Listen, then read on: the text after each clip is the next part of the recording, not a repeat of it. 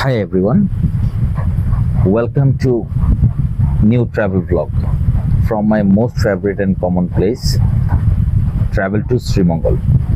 So এখন যে বাসে আছি এই বাসটা হলো SMS এক্সপ্রেস, সড়ক পথে বিমানের ছোঁয়া। সো কাচের বোতলে স্প্রাইট এখন সচরাচর দেখা যায় না, পাওয়া যায় না, পাওয়া না গেলে খাওয়া যায় না। তো শ্রীমঙ্গল রেলওয়ে স্টেশনে তার দেখা পেলাম এবং খেলাম। রাতে বাসায় গিয়ে ঘুমানোর পরে সকাল হলো, নাফিস আমাকে একটু ড্রপ করবে বিটিআরআইতে এবং তারও কিছু কাজ ছিল। সো বাহিরে প্রচণ্ড রোদ, এতটাই রোদ যে নাফিসকেও খুব বেশি এক্সস্ট লাগছিল এবং সে যে এত সকাল সকাল ঘুম থেকে উঠে এত দায়িত্বপরায়ণভাবে আমাকে টাইম মেনটেন করে দিয়ে এসেছে, এটা অনেক বড় ব্যাপার। আর এখন যে রাস্তাটা দেখা যাচ্ছে, এই রাস্তাটা আমার খুব বেশি পছন্দের, বরাবরই পছন্দের।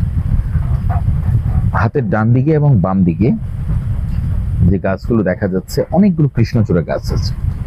এই গাছগুলো খুবই সুন্দর। ফিনল্যান্ডের একজন ভেরি সিনিয়র প্লান্টার, তিনি এই উদ্যোগ নিয়েছিলেন এবং এত সুন্দর করে গাছগুলো লাগিয়েছিলেন। আজ এই গাছগুলোতে যে ফুল ফোটে, সেই ফুলের যে একটা সৌন্দর্য, সেটা আমাদেরকে সত্যি বিমোহিত করে। তো চলুন একটু বানর দেখি।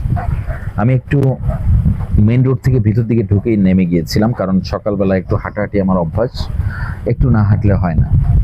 সো যখন হেঁটে হেঁটে যখন আমি ডরমিটরির দিকে যাব সকালবেলা, তখন দেখছিলাম অনেকগুলো বানর রাস্তা পার হচ্ছে, চা গাছের নিচ দিয়ে যাচ্ছে, গাছের উপরে ঝুলে আছে, ছোট ছোট বাচ্চাগুলো খেলছে।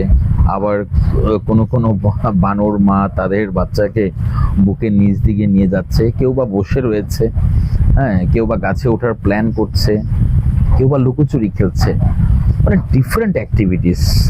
ভালো লাগলো। আর এই দৃশ্যটা আমার একটু বেশি ভালো লেগেছে। সেদিনের তাপদাহ ছিল অনেক বেশি, যার কারণে শালিক পাখি নিজেকে একটু শীতল করে নেওয়ার চেষ্টা করছে এবং বারবার একই স্টাইলে সে গোসল করছিল। সো এখন যে রোডটা দেখা যাচ্ছে, এই রোডটা হলো মেন রোড এবং চাঁদের গাড়ি দেখা যায়, আনারস বিক্রি হয়, সুন্দর দৃশ্য। এখন শুধু চা বাগান দেখি কিছু সময়। চলুন।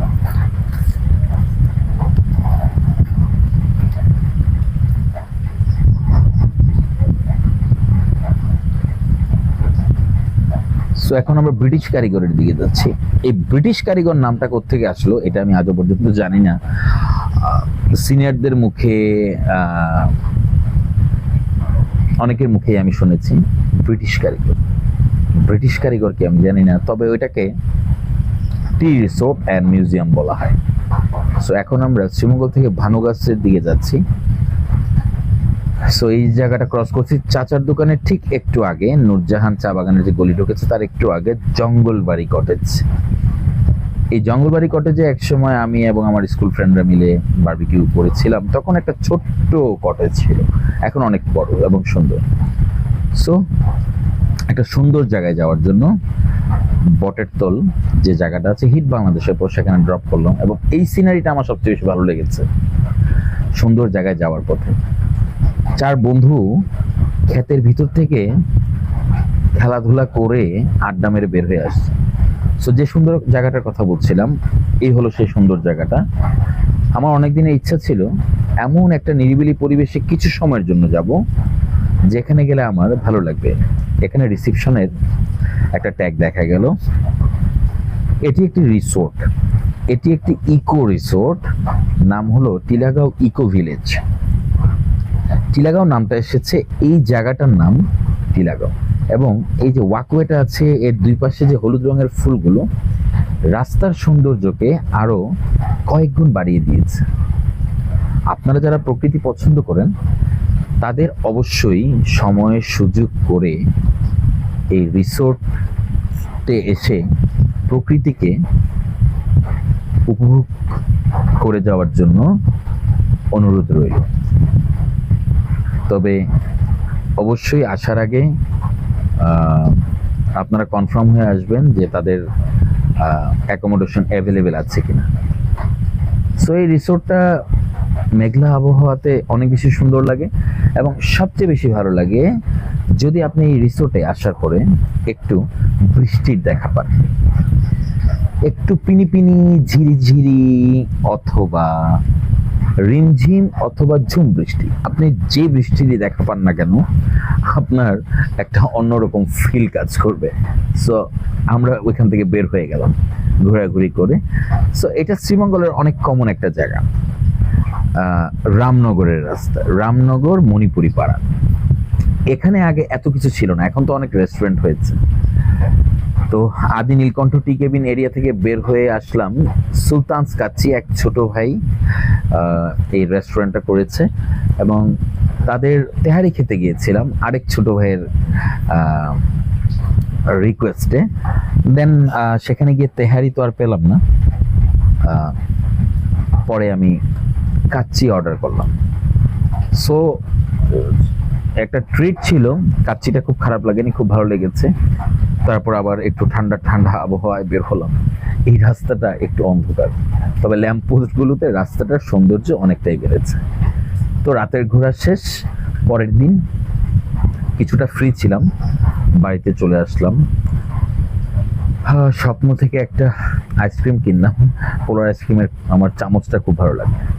সন্ধেবেলায় আমার জন্মস্থান ভানুগাছ চৌনা অনেক সুন্দর লাগছিল, ল্যাম্প পোস্টের আলোয় বাড়ির সামনে। এই জায়গাটা আমাকে সবসময় বিমোহিত করে। আমি ওই জায়গাটাতে এসে হাঁটি বেশ কিছু সময়। তারপর আম্মু ভিতরে ছিল, আম্মুকে ডাক দিলাম এবং ঘরে ঢোকার প্রিপারেশন নিচ্ছি।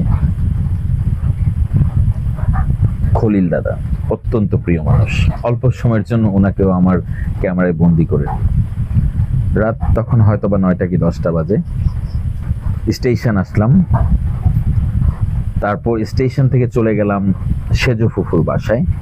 সেখানে সেজো ফুফু আছেন, আমার 2 ভাবি আছেন, তারপর ভাগনা ভাগ্নি, তাদেরকে নিয়ে বেশ কিছু গল্প গুজব হলো। এরা আমার ভাতিজা অ্যাকচুয়ালি, আমার ফুফাতো ভাইয়ের ছেলে মেয়ে সব, মুসলিম ভাই অবশ্য ছিল। আকাশের চাঁদ অনেক সুন্দর লাগছিল। আর পরের দিন হলো আবার ব্যাক করছি। সো প্রতিদিনের যে সিনারিও, এটা আসলে আমার শ্রীমঙ্গল যে কাজে যাওয়া, তারপরে বিকাল বেলার সিনারিও 3টার পর। তো আমি এক ফাঁকে আমি আমার বিদ্যাপীঠে গিয়েছিলাম। এই যে সাইকেল রাখার জায়গা, এখানে অনেক সাইকেল রাখা যেত, তখন আমরা স্কুলে যে সাইকেল নিয়ে যেতাম সেটা রাখতাম। আর চাঁদের গাড়ির কথা তো বলে লাভ নেই, চাঁদের গাড়ি এখন শ্রীমঙ্গলে অনেক বেশি হয়েছে, দেখতে খুবই ভালো লাগে, এবং বিভিন্ন ধরনের ডিজাইন, মোটামুটি সেফটিও ভালো, এবং যেভাবে গাড়িগুলো চলে বেশিরভাগই ভালো। তবে কিছু চালক আছেন যারা একটু বেপরোয়া, তারা যদি একটু সীমিত গতিতে চালানো অনেক ভালো হবে। সো ওই আগের দিনের একটা ফুটেজ রয়ে গেল, সেই ফুটেজটা সামনে চলে আসলো। হার্ট শেপের যে পন্ডটা বা যে পুকুরটা ওই রিসোর্টের, এটা বরাবরই ভালো লাগে। বৃষ্টি যখন পড়ে তখন যে টুকটাক পানির মাঝে, তা অসম্ভব সুন্দর। সো দূর থেকে চাঁদ দেখছিলাম, দূর থেকে চাঁদ দেখা এক ধরনের, চাঁদকে জুম করে দেখা এক ধরনের। আমি যখন টেলি লেন্স দিয়ে ছবি তুলি, আমার সবচেয়ে প্রিয় সাবজেক্ট হলো চাঁদ। Full moon, half moon, quarter moon, যাই হোক না কেন। সো চাঁদকেও একটু জুম করে দেখলাম, চোখের শান্তি। সন্ধে হয়ে আসছে, একটু পরে রাত হবে, পরিবেশটাই অন্যরকম। সো রাত হয়ে গেল, চাঁদ মামার আশেপাশে প্রচুর আলো। আরেকবার জুম করার চেষ্টা করছি, তবে একটু ভয়ঙ্কর লাগছিল। পরের দিন বের হলাম বিকালবেলা। শ্রীমঙ্গলের আকাশটা একদম মেঘাচ্ছন্ন হয়ে গিয়েছিল।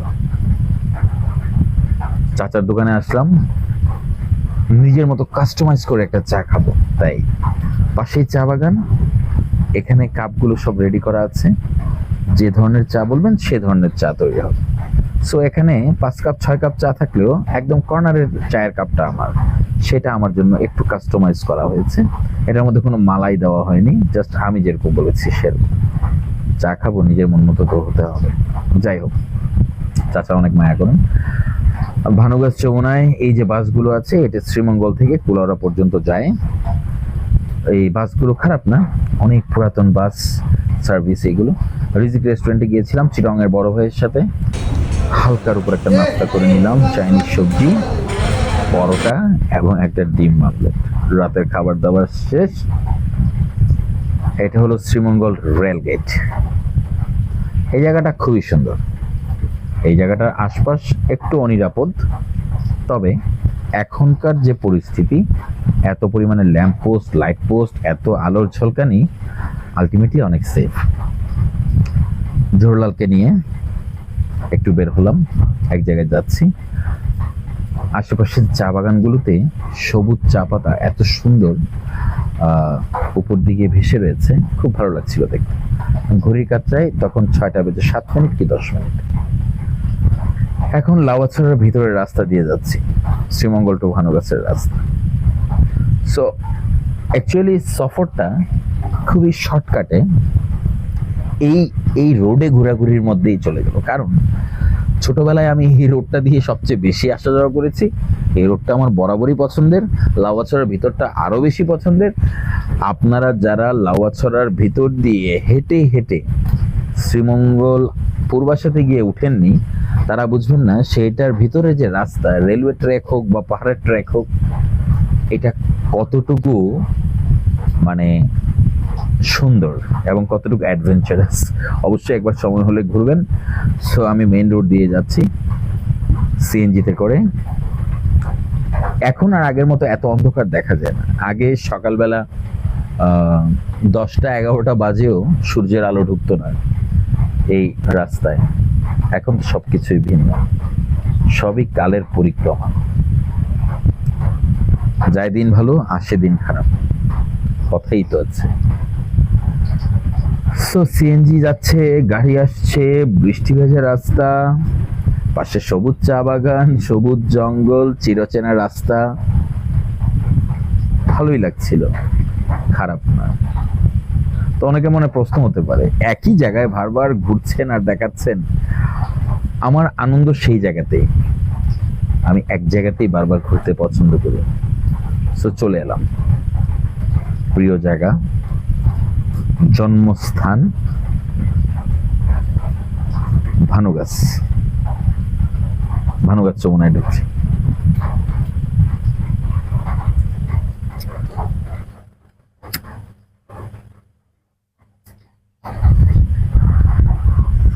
সো ফিরতে হবে, সকল কাজ শেষ,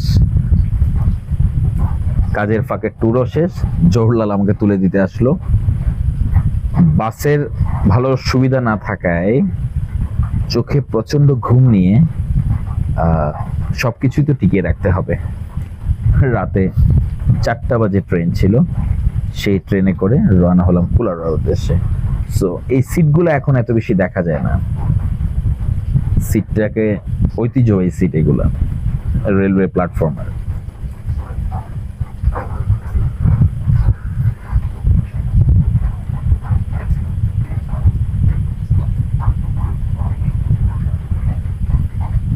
একটা লাগেজ, একটা ব্যাগ। সো একটু পরপর বসছিলাম বা দাঁড়াচ্ছিলাম, ভালো লাগছিল না, চোখে ঘুম নিয়ে জার্নি। কুলাউড়া স্টেশনের একদম কাছাকাছি এক বড় ভাই দরজায় দাঁড়িয়ে রইল। নীলচে একটা আভা, ভোরবেলায় সুন্দর আলো, তখন ভোরের আলো ফুটেছে। কুলাউড়া স্টেশনে নেমে গেলাম, গাড়ির অপেক্ষা করছিলাম। অপেক্ষা করতে করতে ট্রেনটাও দাঁড়িয়ে রইল। সো এবার ট্রেনকে বিদায় জানাতে হবে। ট্রেন আস্তে আস্তে স্টেশন ছেড়ে চলে যাচ্ছে সিলেটের উদ্দেশ্যে। সো ট্রেনটাকে বাই বাই দিতে হবে। কিছু যাত্রী রয়ে গেল, কিছু যাত্রী চলে গেল।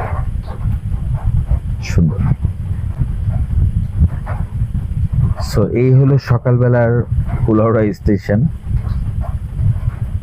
2 নম্বর কি 3 নম্বর প্ল্যাটফর্মের ওদিকটা একদমই খালি। একটা পাখি উড়ে গেল, আকাশ অনেক মেঘলা, মেঘ উঠছিল এবং চারিদিকে গ্রাফিতি গুলো অনেক সুন্দর। একটা জিনিস চোখে বাজছিল। সো চলে যাচ্ছি বাগানের পথে। কখনো আবার কোনো ভ্লগ নিয়ে অবশ্যই আবার আসবো। ধন্যবাদ।